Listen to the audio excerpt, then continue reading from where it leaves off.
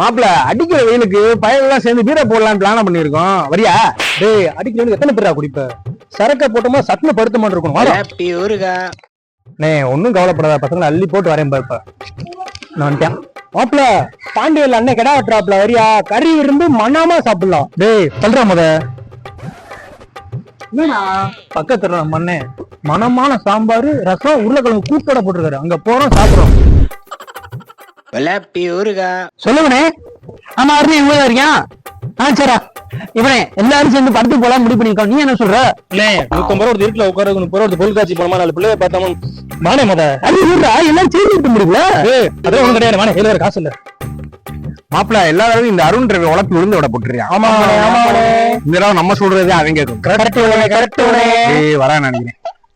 என்னடா மாப்பிள கொடூர வெயில முன்னிட்டு கொடைக்கானல் போலாம் எல்லாம் பிளான் பண்ணிருக்கோம். என்ன சொல்ற? ஐயோ என்ன சொல்றேன்னு கேட்டுட்டேனே.